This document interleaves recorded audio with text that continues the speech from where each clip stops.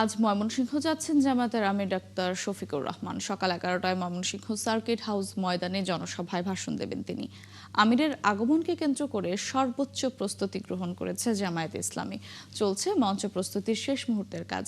জনসভায় নারী ও পুরুষের ব্যাপক উপস্থিতির আশা করছেন জেলা জামায়াতের নেতারা। তারা বলছেন, এখনও যারা জামায়াতের পক্ষে রায় দিতে সিদ্ধান্ত নেননি তারা দলীয় প্রধানের বক্তব্য শোনার পর জামায়াতের পক্ষে ভোটের রায় দিতে উজ্জীবিত হবেন।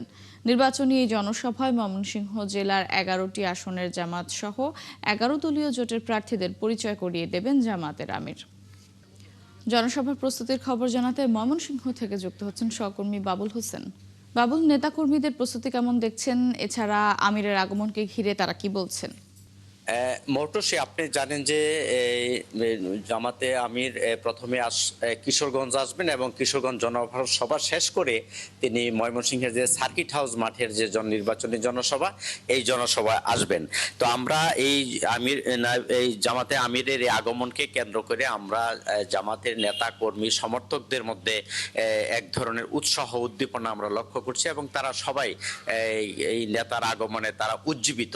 এবং গত কয়েকদিন ধরে আমরা সার্কিট হাউস মাঠের তারা দেখছে যে তারা নানা ধরনের এই সমাবেশকে সফল করার জন্য তারা ব্যস্ত সময় পার করছেন।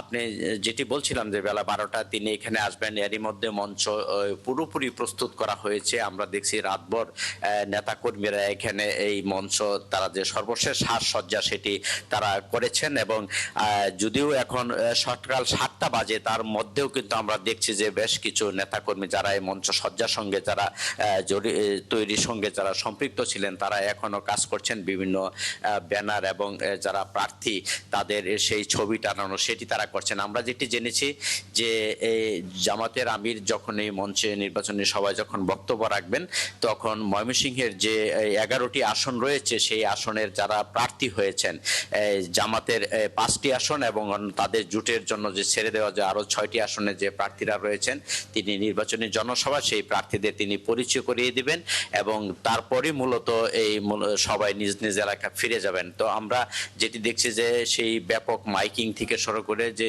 এই সমাবেশকে সফল করার জন্য সকল আয়োজন এবং প্রস্তুতি সম্পন্ন করা হয়েছে এবং মহানগরের যিনি জামাতের আমির ময়মনসিংহ এবং 4 আসনের যিনি প্রার্থী হয়েছেন কামরুল হাসান এমরুল, তিনি মাঠ পরিদর্শন করেছেন এবং তিনি যেটি জানিয়েছেন যে এই সভায় লাখো মানুষের নেতা কর্মীদের উপস্থিতি তারা সফল করার জন্য তারা সকল আয়োজন এবং প্রস্তুতি সম্পন্ন করেছেন এবং তারা আশা করছেন যে ময়মনসিংহের যে 11টি নির্বাচনী আসন রয়েছে সবকটি আসন থেকে দলের নেতা কর্মী এবং সমর্থকরা এই নির্বাচনী জনসভায় তারা যোগ দিবেন।